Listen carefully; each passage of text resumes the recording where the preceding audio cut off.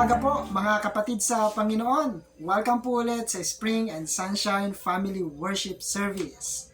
Ngayon po ay araw na naman kung saan tayo ay may malaking pagkakataon na makapagtipon-tipon sa tahanan at saan man at tayo ay makasamba sa Panginoon sa Espiritu at katotohanan. Pakinggan po natin ang salita ng Panginoon mula po sa Acts chapter 2 verses 42 to 47. Sige po, atin pong basahin ang salita ng Panginoon. Inilaan nila ang kanilang mga sarili upang matuto sa turo ng mga apostol, magsama-sama bilang magkakapatid, magsalo-salo sa pagkain ng tinapay at manalangin. Dahil sa maraming himala at kabalaghang ginagawa sa magitan ng mga apostol sa Jerusalem, naghari sa lahat ang takot. Nagsama-sama ang lahat ng sumasampalataya at ang kanilang mga ari-arian ay tinuturing na para sa lahat. Pinagbili nila ang kanilang mga ari-arian at ang napagbilhan ay pinamahagi sa bawat isa ayon sa kanyang pangangailangan. Araw-araw sila'y nagkakatipon sa templo at nagpipira-piraso ng tinapay sa kanilang mga tahanan na masaya at may malinis na kalooban. Nagpupuri sila sa Diyos at kinalulugdan sila ng lahat ng tao. At bawat araw ay dinaragdag sa kanila ng Panginoon ang mga inililigtas. Amen. Napakaganda pong bahagi ito mula sa salita ng Panginoon at akin pong nakikita sa mga salitang ito ng Panginoon. Ang ating sitwasyon ngayon ay pagnanais ang Panginoon na tayo maibalik sa ganito po na kalagayan kung saan ang mga mananampalataya sa kanila pong pananampalataya sa Panginoon ay nagkakaroon po sila araw-araw ng pagtitipon-tipon. Hindi na po sila pumupunta para umattend, kundi yung buhay nila mismo ay matapat sa Panginoon at nagmamahala po sila sa isa't isa. Pinagbebenta po nila yung mga ari-arian nila ayon po sa pangangailangan ng bawat isa. At ang pinakamahalaga po doon, hindi po nila pinababayaan ang pag-aaral po ng salita ng Panginoon at ang gawain po, pagpuputol-putol ng tinapay at pagsamba. Kaya mga minamahal na kapatid sa Panginoon, huwag po natin kalimutan na pagtitipon-tipon natin, kagaya po na ginagawa po ng mga anak ng Panginoon. Kaya salamat po sa Panginoon dahil sa ganito pong pagkakataon ng pandemic, nais po ng Panginoon tayong ibalik sa sariwa at tunay na diwa ng ating pong pananambahan mula sa ating puso, sa ating tahanan, sa ating community, sa ating buhay sa Panginoon. Dahil po dyan, sabayin po natin ang Panginoon sa awitin, sabay-sabay po natin awitin, sabayan niyo po, Blessed Assurance. Blessed assurance, Jesus is mine. Oh, what a foretaste of glory divine, heir of salvation, purchase of God, born of His Spirit, washed in His blood. This is my story, this is my song, praising my Savior all the day long. This is my story, this is my song, my Savior all the day long.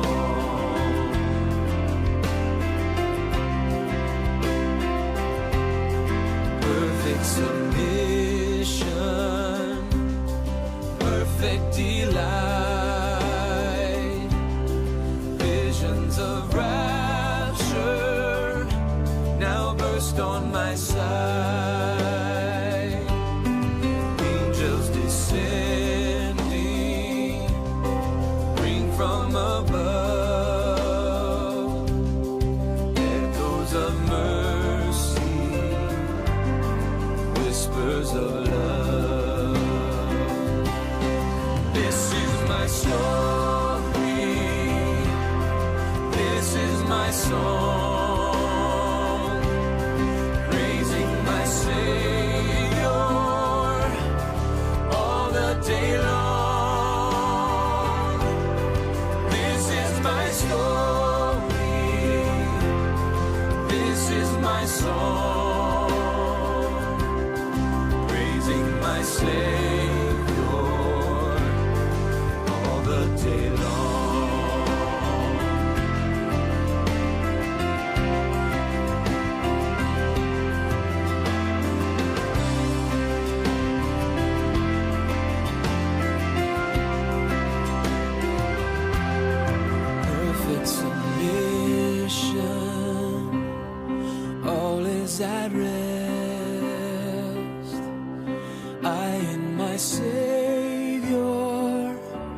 am happy and blessed, watching and waiting, looking above,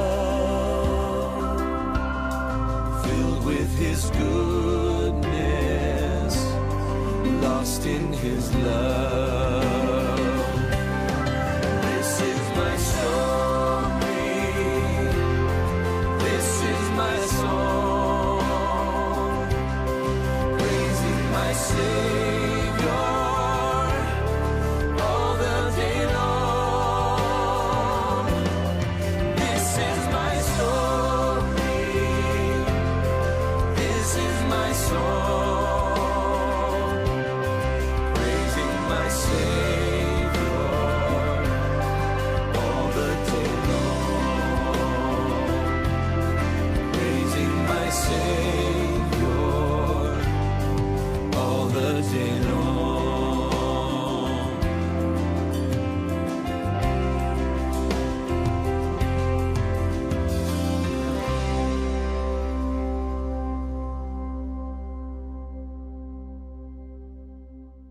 Good morning po sa ating lahat. Salamat po muli sa Panginoon sa kanyang biyaya. Muli po tayong magkakasama upang ating pag-aralan at pagnilay-nilayan ang salita ng Panginoon.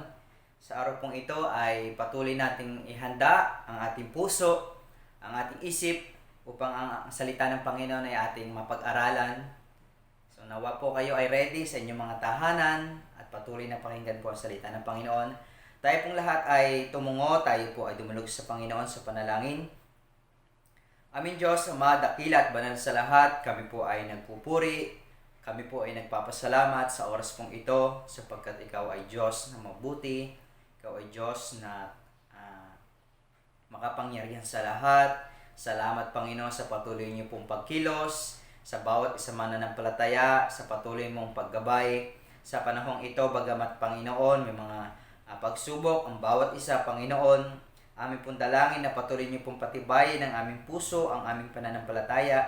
Kami po ay nagkakaisa ngayong umaga na muli po ang inyong salita ay aming pong pakinggan. Aking pong dalangin ang inyong pong patuloy na pagkilos, paglilinis sa aming puso at isipan sa umagang ito.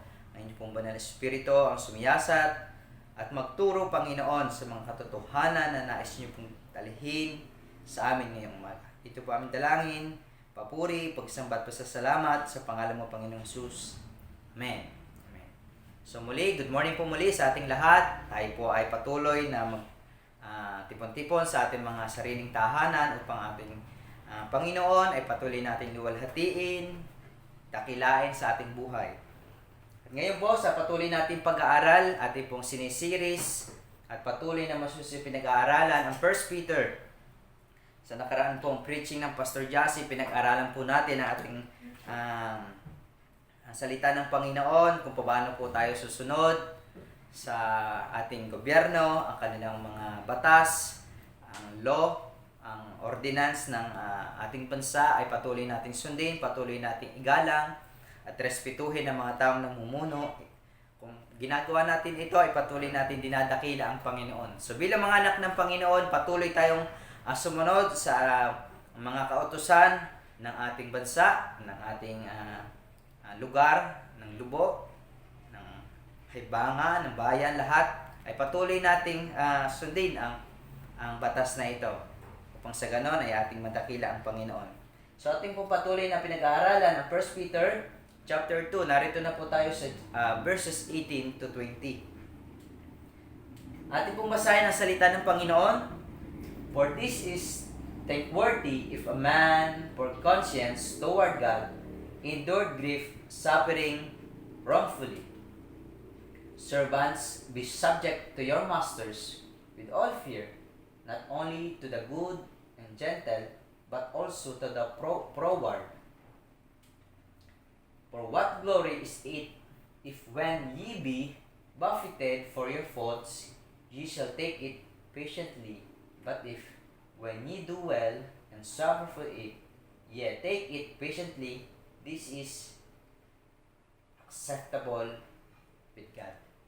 So ngayon pong umaga, ating pong pag-aaralan ang topic na ito about servants suffer for Christ's sake.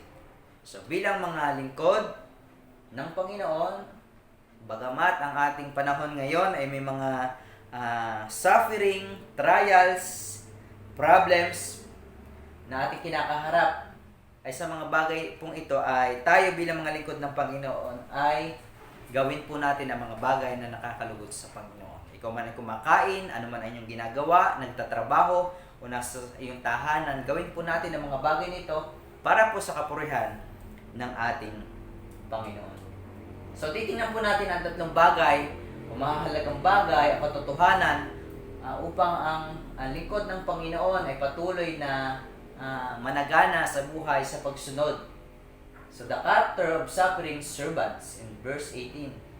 The reward of suffering servant and the challenge of suffering servants. Unang katotohanan ay tingnan po natin ang verse 18, the character of suffering servants. So bilang mga anak ng Panginoon, kamusta po ang ating buhay, ang ating ugali, ang ating mga karakter, ang ating mga attitude, kung paano tayo sumunod sa Panginoon, kung paano tayo mamuhay sa panahon na ito, sa pandemic na ito. So, nakaraang linggo po, pinag-aralan na dapat tayo sumunod sa utos ng gobyerno. Hindi po dapat tayo susuway, hindi dapat tayo liliko o mag-aaklas man kung ano man ang bagay na kung saan hindi natin gusto. So, ngayon po ay about naman sa character of suffering servants. So, bilang mga lingkod ng Panginoon, dapat ang karakter natin po ay ayon sa kagustuhan ng ating Panginoon. So, ano po bang ibig sabihin ng servant? Sa original text po, oikites o from oikos means house. So, ito po ay one who lives in the same house as another, and then household slaves or domestic servants that as strongly servile as doulos. So, sa panahon po natin ngayon, bilang mga lingkod ng Panginoon, we are claimed na servant ng Panginoon. Pero po sa context na ito, na sinasabi po ni Apostle Peter, ito yung mga servants, ito yung may mga amo, may mga Panginoon, may mga master, na kung saan ay nagdadirect sa kanila, nag-uutos sa kanila, at maaaring sila ay kasama nila sa kanilang tahanan. Sila ay namamasukan anything, any work na pwedeng maging trabaho nila. So bilang mga anak ng Panginoon, ayon sa utos ng Panginoon, submit yourselves to your masters. Submit yourselves to your master. It is a command to submit. Ito po'y utos ng Panginoon na bilang tayo mga servant, we need to submit to our master. Ibig sabihin, meron nakakataas. Meron tayong amo, meron tayong boss. Tayo ay nagtatrabaho, tayo ay namamasukan. Umaaring yung mga mahal natin sa buhay ay namamasukan sa Maynila. Umaaring dito sa ating lugar, maaring ikaw ay nagtatrabaho, ikaw ay naglalabada, umaaring sa ibang bansa, ikaw ay domestic helper, umaaring ikaw ay nagtatrabaho sa isang kumpanya na meron kang boss, meron kang Panginoon, meron nagro-rule sa buhay mo. So gusto po ng Panginoon at sulat ni Apostol Pedro sa mga mananampalataya na atin daw isuko ang ating buhay o ang ating sarili sa ating Panginoon. Ayon po sa verse 18 sa Tagalog, mga alila, kayo'y magsisuko ng may buong takot sa inyong mga Panginoon. So ang master o Panginoon, ito yung tingin sa kanila na mga servant. Ito yung nangunguna, ito yung mataas. So we need to submit yourselves to your masters. Submission focuses not on personality but position. Ano po? Ano po yung ating position? We are servant. Sabi nga ng Panginoon, we are Christ follower, we are servants. So ganun din po bilang mga worker, o manggagawa, o mga alila, we need to submit to your masters. With all fear, ano po? Buong takot, buong tapang, na kailangan i-submit natin ang ating sarili sa ating mga boss. Ano pa? With all fear, but not only to those who are good and kind. Ibig sabihin, hindi lang sa mga boss na mababait, hindi lang sa boss na mabubuti, kundi to those who are unjust. So maaaring tayo, may mga experience na tayo ay nakapagtrabaho na sa ibang lugar, nakapagtrabaho na tayo sa ibang bansa, na kung saan makikita natin, ito bang ating boss na ito ay mabait? Mahal ba tayo ng ating boss? Tayo ba ay ganun kaganda ang ating relationship sa ating boss? Merong mabuti, merong mabait, merong boss na talagang mapagmahal sa kanyang empleyado o sa kanyang katulong o kasambahay, o meron din namang masters na kung saan ay unjust, napakalupit. Ano po? Minsan nakakapanood po tayo ng mga news sa TV na kung saan ang mga domestic helper ay minamaltrato, sinasaktan, na kung saan makikita natin ito yung mga amo na unjust. So ano yung bagay na dapat natin gawin? Utos po sa atin ng Panginoon, submit yourselves to your master. So ito po ang sabi ng Panginoon, submit yourselves to your masters. So if we look at people as acting on their own, we will eventually become bitter. But if we can see them acting as God allows, we will become holy. Bilang mga anak ng Panginoon, lagi pong pinapaalala ni Apostol Pablo na bilang kayo ay mga servant, bilang kayo ay mga anak ng Panginoon, makita dapat sa atin yung ating pagiging mga Diyos na pamumuhay. Ano po? A beautiful example of this is found in the life of Joseph. Genesis chapter 50 verse 20. As for you, you meant evil against me, but God meant it for good in order to bring about this present result to preserve many people alive. Atin hubang alam ang buhay ni Joseph o ni Josue? Ang kanya pong buhay, ito sinabi niya, kaharap niya ang kanyang mga kapatid. Napakatindi po na kanyang pinagdaanan. Alam niyo po, ang kanyang mga kapatid ay nagselo sa kanya at pinagtangkaan siyang patayin. At pinalabas po ng mga kapatid niya, siya po ay namatay dahil sa pakikipagbuno o nadisgrasya ng mga hayop. At dumating din sa punto hanggang siya ay maipagbili, hanggang siya ay naglingkod, na masukan kay Miss Putipar, hanggang siya ay makulong, hanggang siya ay pagpalain ng Panginoon maging gobernador ng Egypt. Kung titingnan po natin ang buhay ni Joseph, siya po ay talagang sumunod sa Panginoon. Ayaw niya pong siya ay magkasala sa Panginoon. Even malulupit ang mga taong kasama niya sa kanyang buhay. Even yung kanyang testimony talagang iningatan niya kasi alam niya kanyang buhay ay suko sa Panginoon. 1 Peter chapter 2 verse 13, submit yourselves for the Lord's sake to every human institution, whether to a king as the one in authority. Sinabi rin po ng Panginoon na tayo ay dapat mag-submit sa mga namumuno din sa atin. Kung anong preaching ng Pastor Jassy last Sunday, pinag-aralan natin doon ang pag-submit sa authority, sa king, ano po, sa emperor. So ganoon din po tayo bilang mga servant.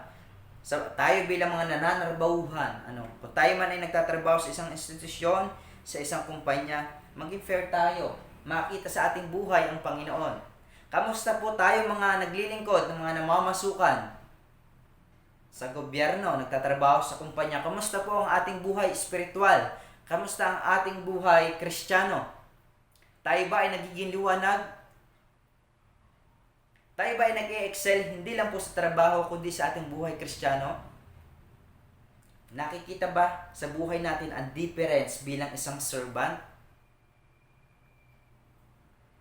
Nawa po mga kapatid sa buhay natin sa panahon na ito, makita po sa ating buhay ang difference as servant. as disciple of the Lord Jesus Christ. Peter's instruction here regarding a servant's submission continues his previous charge for all, no exemptions. Believers to submit themselves for the Lord's sake to every human institution. So ito po yung ating motivation. Na tayo dapat ay makita sa ating buhay na ang Panginoon ang siya nating nakikita sa ating buhay. Ano po? For the Lord's sake. This is our motivation. For the Lord's sake. Ano po? Hindi for the sake of money. Not for the sake of anything na bagay na kung saan na hindi ang Panginoon. Ano po?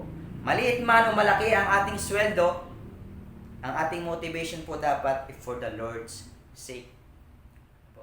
Hindi natin, dahil malupit po ang ating mga amo, minsan ang ginagawa ng ibang tao ay ninanakawan. Minsan ginagawa ng ibang tao ay dinadaya. Sa oras ng trabaho, pag hindi nakatingin ng amo, ay hindi nagtatrabaho. At sasabihin natin, malupit ang aking amo. Papakita ko rin yung aking bagay na kung saan ay hindi ko gusto sa kanya. Bahala siyang malugi. Bahala siya mag-suffer. Bahala siya problema. Minsan ang ginagawa natin ay unfair din sa ating amo. Pero utos po ng Panginoon, submit yourselves to your masters. Kahit po saang area ng ating trabaho. Kahit man lang ano man ating ginagawa, arawan ba tayo o nakaano man tayo, may contract, ano po, gawin natin para sa kapurihan ng Panginoon. Sa pangalawa pong katotohanan na nais natin pag-aralan ngayong umaga ay the reward of suffering servants. The reward of suffering servants. So bilang mga anak po ng Panginoon at servant, sumusunod sa Panginoon, meron pong reward. Hindi po hahayaan ng Panginoon na tayo sumusunod na lang sa Kanya na wala naman siyang bibigay po, sa Kanyang mga anak. So, this is the reward bilang mga anak ng Panginoon, bilang mga servant ng Panginoon. This finds God's favor. This finds God's favor. So bilang mga anak ng Panginoon, yung reward ng Panginoon, lagi nandun yung pabor ng Panginoon sa kanya mga anak. Hindi niya hahayaan na tayo patuloy na alipustahin o maghirap sa ganitong sitwasyon dahil ang Panginoon, ang pabor niya ay lagi nasa kanyang mga anak. We will see His grace po. Bilang mga lingkod ng Panginoon, in terms or in times of suffering, we will see His grace, we will see His goodwill, we will see His reward, we will see His power. At makikita natin ang mga bagay nito sa Panginoon. Ang pangalawa, He gives us endurance over pain. As Christian, let us handle character and placing our confidence in God. Our suffering must be endured with patience. Mga kapatid, our suffering must be endured with patience. He gives us endurance over pain. Nakakaranas po ba tayo ng sobrang sakit na, sobrang hirap na? Na tayo ay minsan sa trabaho natin, ilang taon ka na nagtatrabaho, nangangamuhan, ay para bang kang ang amo mo ay hindi nakakaramdam ng increase. Minsan, sobra na yung pinapagawa sa atin, na kahit overtime na, lampas na sa oras, ay minsan hindi niya nakikita na kumbaga nababayaran. So may mga pagkakataon tayo na nag-iisip tayo ng mga ganyan. So, dumadanas tayo ng mga suffering, o maaring sa ating trabaho, nakakaranas tayo ng pressure. So bilang mga manggagawa, o maaaring nagtatrabaho tayo sa government, ang daming utos, ang daming dapat gawin. So He will give us endurance over pain. Pangatlo, our suffering develops perseverance.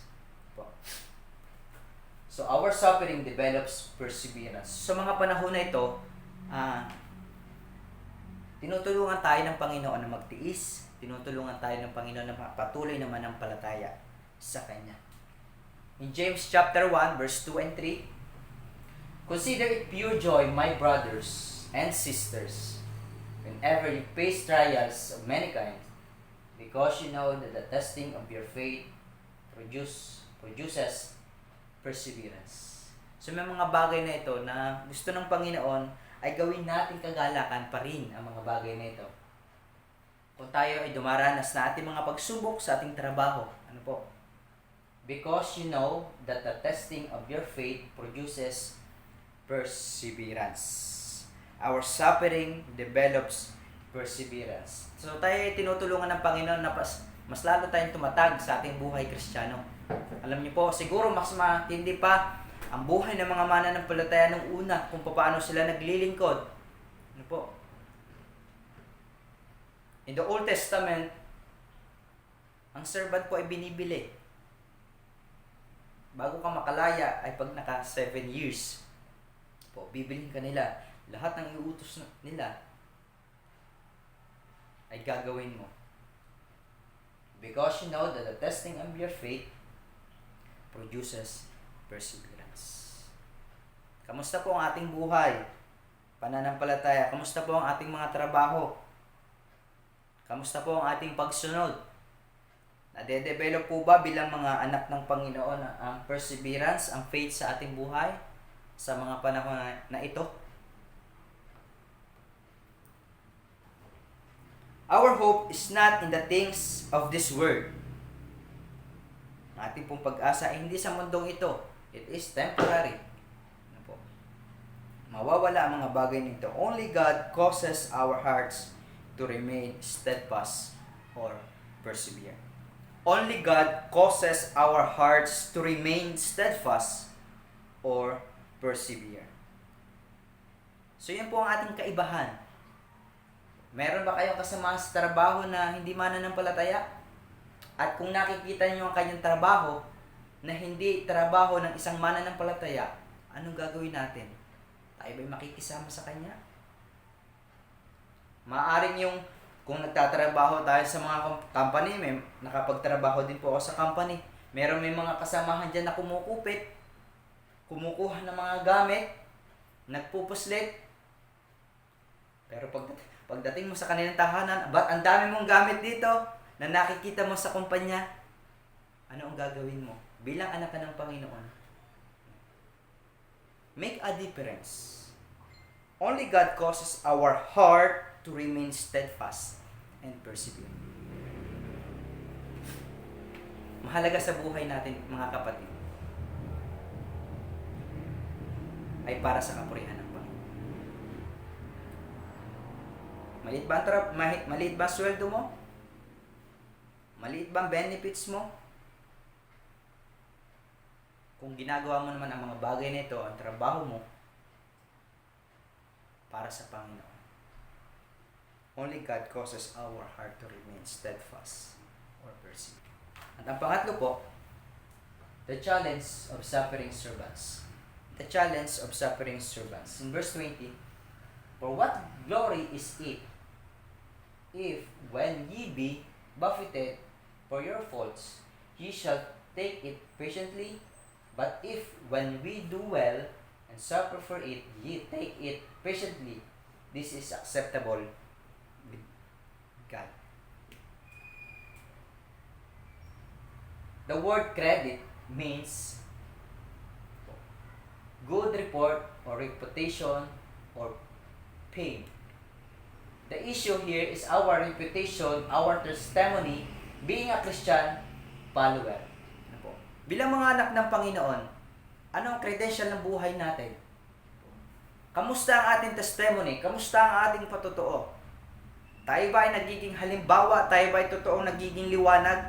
Tayo ba ay totoong nagiging asin sa mundong ito? The issue here is our reputation. Mga anak ng Panginoon, hindi lang natin aalagaan ang ating pangalan. Aalagaan natin kung sino tayo, kung ano tayo, kung ano ang ating posisyon. We are Christ's servant. The servant of the Most High God, the Lord Jesus Christ.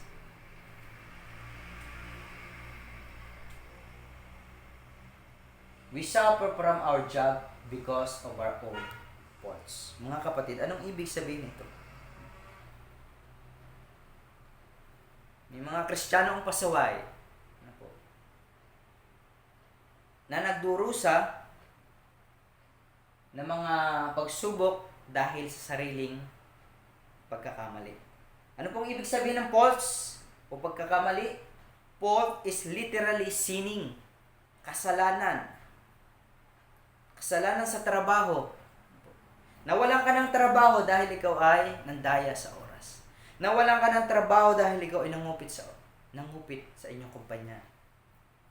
Peter clarifies that a Christian slave or otherwise receive no credit or commendation for pain that comes as a result of doing wrong. Ano po?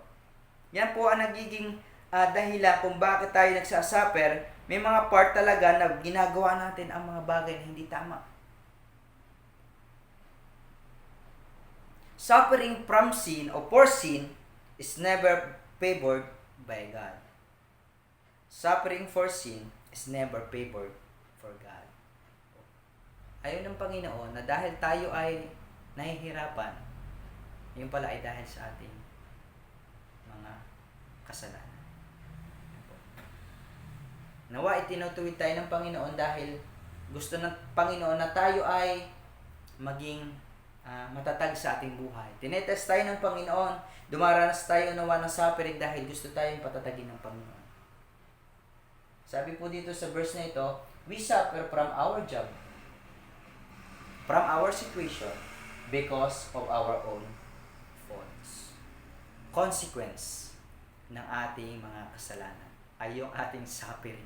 Ano po? Mga kapatid, sana sa panahon nito, kung kayo nagsasuffer, hindi dahil sa inyong kasalanan, matuwa tayo. It is favored from the Lord. Pangalawa, by doing what is right, this is acceptable with God. Ano po? Matuwa tayo, mag-enjoy tayo, pinipersecute tayo ng mga tao dahil wala tayong kasalanan, pinipersecute tayo ng mga tao, umaaring tayo ay naghihirap sa ating trabaho dahil sa ating paggawa ng tama. May kakilala po akong ganyang tao na nagtatrabaho sa gobyerno na ginagawa niya ang tama. Easy money minsan. Magtatrabaho ako dito kay boss, pero isip ko, kukuhanin ko yung bagay na ito, hindi po tama yun. By doing what is right, this is acceptable with God. Alam niyo po na nag-offer po si Cain and Abel. Po, ano pong in-offer ni Cain? Kanya po mga pananim. Pananim na hindi magaganda, in-offer niya sa Panginoon. At ang in-offer po ni Abel ay the best para sa Panginoon. Ano sabi ng Panginoon? Kung ba'y ginawa mong mabuti, ikaw ba ay, ang kasalanan ba ay, kung ikaw ba ay gumawa ng hindi tama, o nag-offer ka ng tama, siguro hindi ganyan ang mangyayari sa iyo. Kasi ikaw ay gumawa ng mali. Hindi the best ang offering mo. Kaya ka nagkasala sa Panginoon. Kaya hindi in-accept ng Panginoon ang iyong offering. Hindi in-accept ng Panginoon. By doing what is right, this is acceptable with God. Mas mabuti po mga kapatid na tayo maghirap sa mundong ito dahil ang ginagawa natin ay para sa kapurihan ng Panginoon. Kaysa magsagana tayo sa mundong ito na ang ginagawa naman natin ay hindi kalooban at kalapastanganan sa Panginoon. Minsan ang ating reputation ay nababahiran ng dumi. Kasi hindi maganda ang patutuo. Christian, servant Christian. Sinasabihan po tayo ng Panginoon. This is the challenge. By doing what is right, and this is acceptable with God. Muli po natin balikan ang life of Joseph to Miss Potiphar. So, siya po ay binili ni Miss Potiphar para magtrabaho, mamasukan sa kanila. So, ito po ay nakita po natin ang buhay ni Joseph kung paano po siya tinarato ng kanyang mga kapatid hanggang sa siya mapupunta kay Miss Potiphar. At ang trabaho niya po ay doon ay dahil ito po si Joseph ay matapat sa Panginoon, siya po ay nagtatapat din sa kanyang trabaho. Biruin niyo po, pinagkatiwala ng asawa ni Boss Potiphar ang mga gawain sa tahanan. At dahil po sa gawa ng kaaway at udyok ng kaaway, so ito pong si Miss Potiphar ay inakit ng ilang beses na upang sisipingan po si Miss Potiphar. At dahil po sa kanyang pag-ibig at pagkatakot sa Panginoon na hindi niya po ginawa na magkasala sa kanyang amo. Ito po ang matindi, ang kanyang pong pag-ibig sa Panginoon ang nangibabaw sa kanyang buhay. Ano niyo po, dahil ang kaaway talagang gumagawa, siya po ay parang pinarame up ni Miss Potiphar. At ang leads po nito ay siya po ay nakulong. Siya po ay nawalan ng trabaho. Mga kapatid, sa buhay natin bilang anak ng Panginoon, ito yung challenge. Lalo na po sa panahon na ito. Natalamak po ang gawa ng kaaway. By doing what is right, it is acceptable with God. Ingatan po natin ang ating buhay.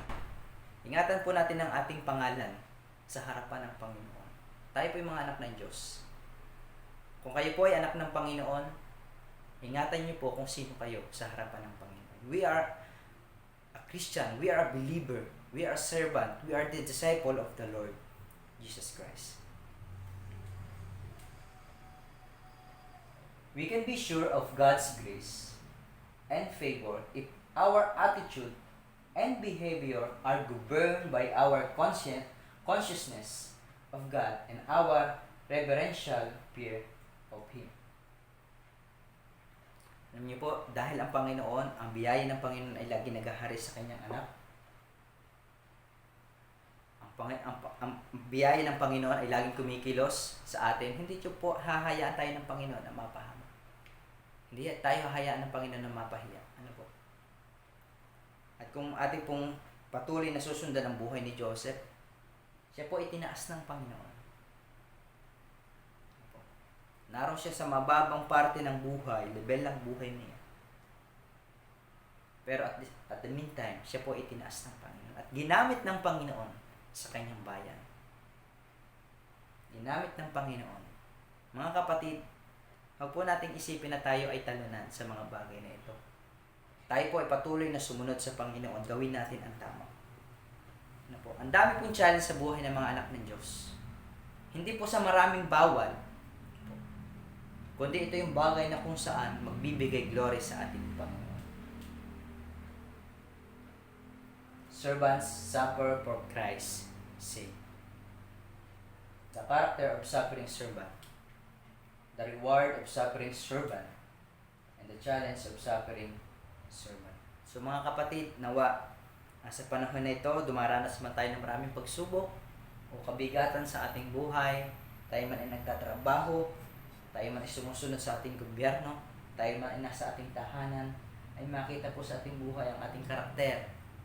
At patuloy na bibigyan tayo ng Panginoon ng reward. At sa mga bagay na ito, lagi pong may challenge sa ating buhay. Ano po? Nandun lagi yung pagsubok. Nandun lagi yung pagkilos ng Panginoon sa ating ginagawa pang araw-araw. Mga kapatid, tayo po ay tumungo muli at tayo ay manalangin. Aming Diyos, dakila at banal sa lahat. Panginoon, minsan pa kami ay nagpupuri. Kami ay nagpapasalamat sa inyo, Panginoon. Sa panahon na ito, Panginoon, kami man po, Panginoon, nagtatrabaho sa iba't ibang mga amo, Panginoon, sa gobyerno, sa kumpanya, Panginoon. Nawa, Panginoon, patuloy na makita at ipakita namin ang iyong liwanag, ang ningas ng isang tunay na Kristiyano, Panginoon.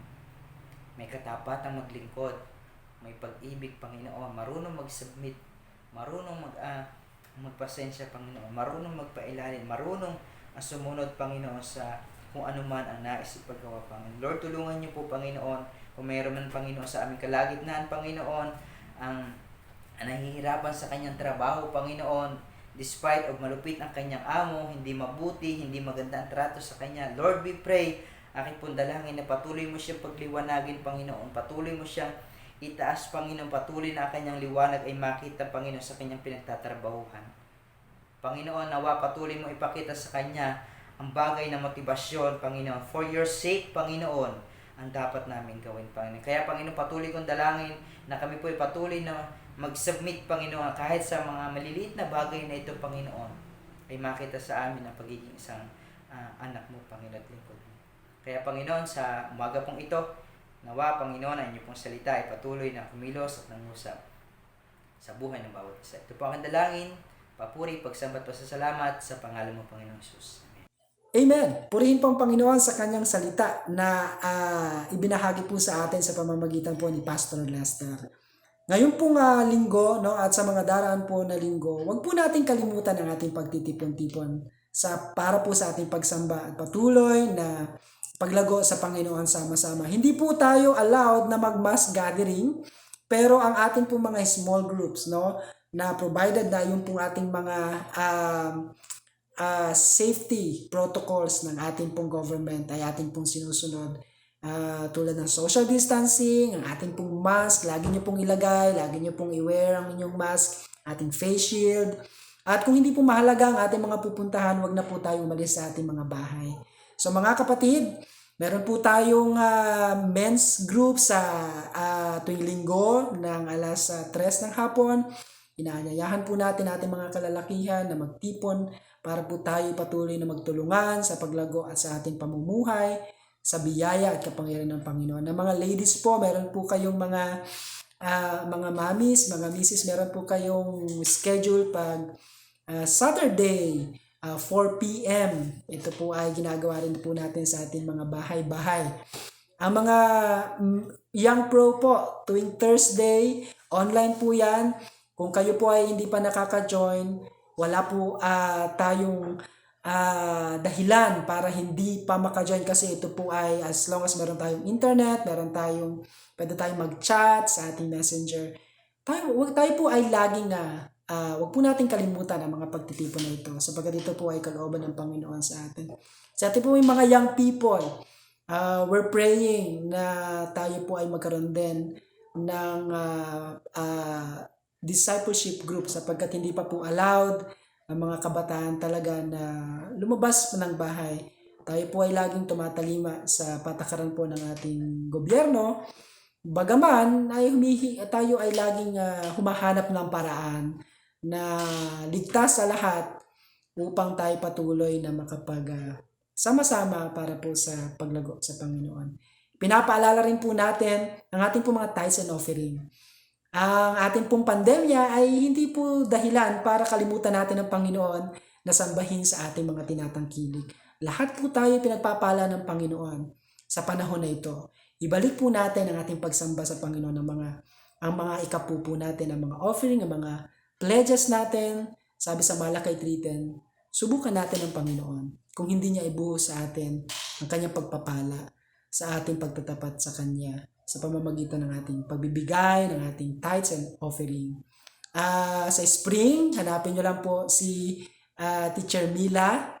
Siya po ang ating treasurer. Sa sunshine, hanapin nyo lang po si Ate Nelia. Pwede nyo pong maibigay o kahit po sa amin ni Pastor Lester ang mga kaloob nyo po na pananalapi para po sa patuloy na gawain po ng Iglesia ng Panginoon. Maraming salamat mga kapatid. God bless and keep safe.